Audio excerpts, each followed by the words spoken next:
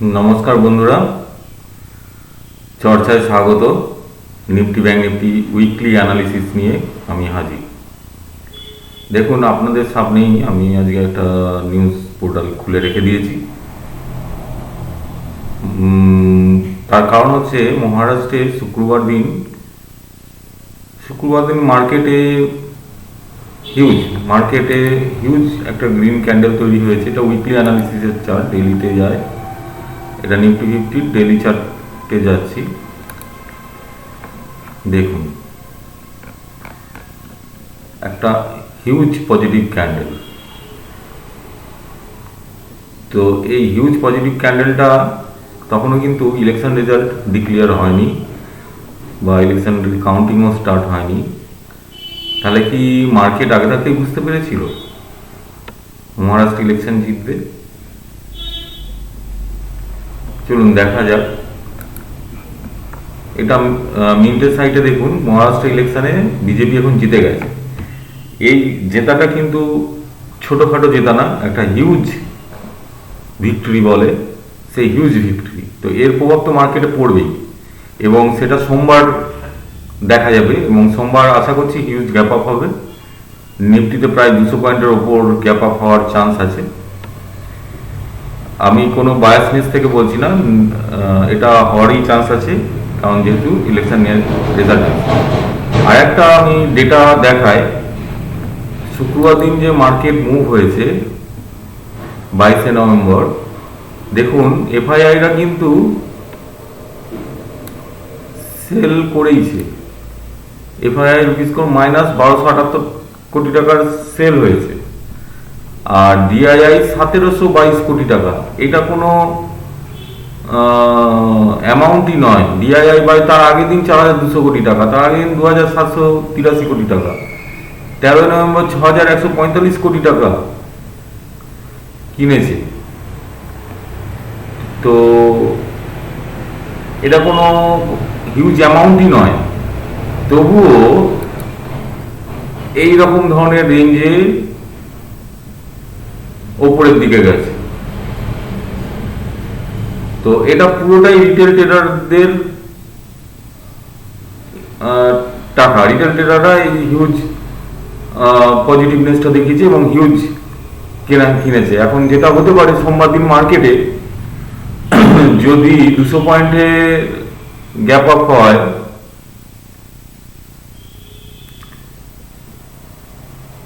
$24,150 এরকম কোনো জন্য ওপেন হতে পারে। এখন এরকম জোনে ওপেন হলে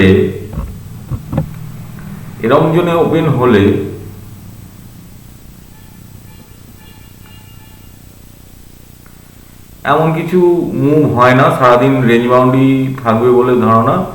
তবুও এরকম ধরনের হলে ছোট ছোট প্রফিট বুক করতে হয়। ছোট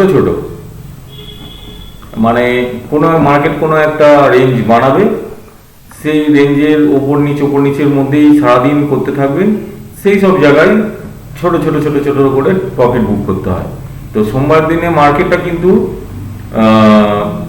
একটু সাবধানে ট্রেড করতে হবে। তার কারণ হচ্ছে, যদি হিউজ গ্যাপ আপ হয় তাহলে তো বেশি দূর মুভমেন্ট ওপরের দিকে ওঠার চান্স কম। আবার এটাও হতে পারে সোমবার দিন না শুক্রবার দিন ডিআইআই বাই করেনি, সোমবার দিন যদি বাই করা শুরু করে, তাহলে সেক্ষেত্রে এই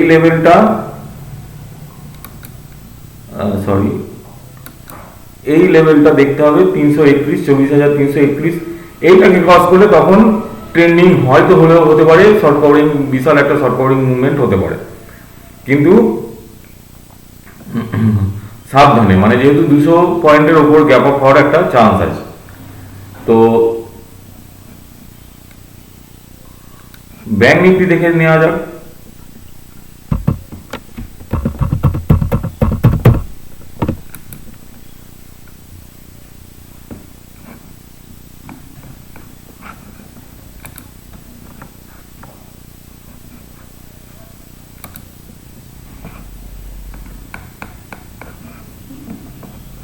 এটা উইকলি চার্টে দেখুন এই যে ট্রেন লাইন এইখান থেকেই ও আবার উপরের দিকে ওঠা শুরু করলো।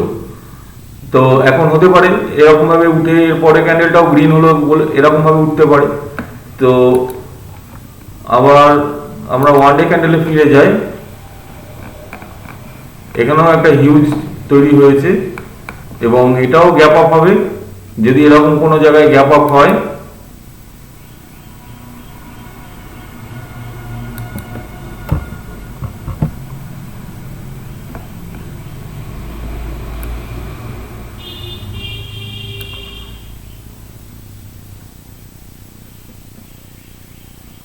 এবং এটাকে সাস্টেন করে উপরের দিকে উঠতে পারলো, বা যেটা হতে পারে এরকম ভাবে উপরে উঠবে, প্রথম মুভমেন্টেই ওপেন হয়েই একটা পরপর উপরের দিকে মুভমেন্ট দিল, দিয়ে আবার এখানে ঠেকে আবার নিচের দিকে আসলো এই অবধি, আবার উঠলো, এরকম চলতে পারে। ফলে কালকের দিনটা ট্রেড করা একটু সাবধানের সাথেই ট্রেড করতে হবে।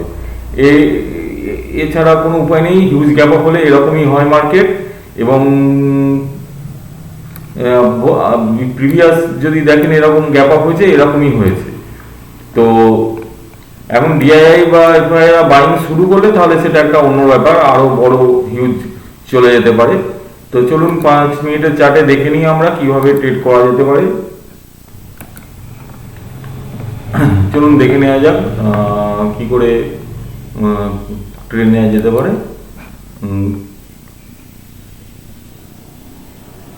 যদি এখানে কোনো গ্যাপ আপ হলে এবং খুলেই ওপরের দিকে যেতে শুরু করতে পারে, এবং সেক্ষেত্রে এই অবধি একটা আমাদের লিমিট 51,700 এই অবধি একটা দেখা যাচ্ছে, এইটুকু একটা স্ক্যালপিং হতে পারে, দিয়ে এখানে এসে এরকম করে এরকম উপরে উঠতে পারে, এইভাবে যেতে পারে, অথবা এদিকে নামতে পারে। নামলেও বেশি দূর নামবে না কালকে, যেহেতু কালকে হচ্ছে যতই ডিপ করবে ততই বাই করতে হবে, বাই অন ডিপস কালকে। তো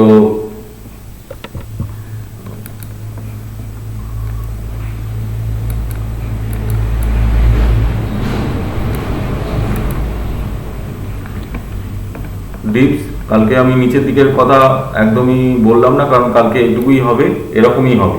তো দেখে ট্রেড করতে হবে এবং সাবধানে ট্রেড করতে হবে। আর এখন যেটা হচ্ছে যে এবার থেকে আমরা শুধু নিফটি ব্যাংক নিফটি না, এক্সের সঙ্গে সেন্সেক্সেরও আলোচনা করব। সেন্সেক্সের দেখে নিই, কারণ সেন্সেক্সে লিকুইডিটি এবার থেকে হাই হবে, কারণ সেন্সেক্স একমাত্র দুটো ইন্ডেক্স থাকছে যেটা উইকলি ক্লোজ হবে, একটা হচ্ছে নিফটি 50 আর একটা হচ্ছে সেন্সেক্স।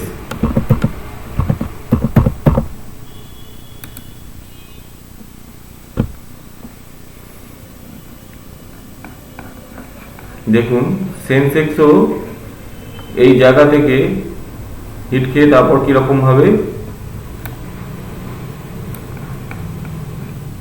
এক্সপায়ারি ছিল শুক্রবার দিন। তো এখন সেন্সেক্সেও হিউজ গ্যাপ আপ হবে, তাহলে ওপরের লেভেল দেখুন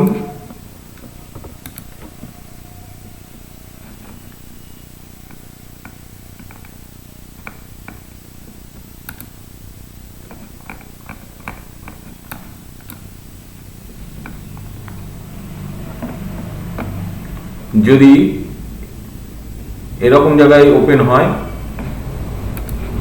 এরকম জায়গায় যদি ওপেন হয় এরকম ভাবে যেতে পারে।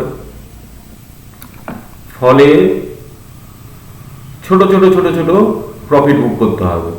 বাই অন ডিপস, যখনই ডিপস হবে একটা করে বাই করে নাও, একটা রেঞ্জ গেল ছেড়ে দাও। এইটা কালকে আমাদের স্ট্র্যাটেজি হওয়া উচিত, নাহলে খুবই মুশকিল, যেহেতু হিউজ গ্যাপ আপ হবে। আমি বারবার বলে দিচ্ছি, সাবধান করে দিচ্ছি এই কারণে, অপশন বাইং এ এই দিনগুলোকে রুখে রাখা নিজেদের অপশন বাইরে দেখাতেই হচ্ছে চ্যালেঞ্জ হয়ে দাঁড়ায়। তো ফলে দেখবেন আমি সবকিছু আলোচনা করে নিলাম যে একটা ইলেকশন রেজাল্টের ফলে কি হতে পারে কালকে সেটা দেখা যাবে। তার আগে থাকতেই মার্কেটে কি নিউজ লিক হয়েছিল কি জানি না, আমার কাছে তো কোনো ইনফরমেশন ছিল না, তবুও কি পরিমাণ পজিটিভ একটা ক্যান্ডেল তৈরি হয়েছে, এবং যেটাতে রিটেল ট্রেডারদের অবদানই বেশি, এটা হচ্ছে মারাত্মক। তো এখন দেখা যাক কালকে কি হয়। তো ভালো লাগলে লাইক শেয়ার করবেন।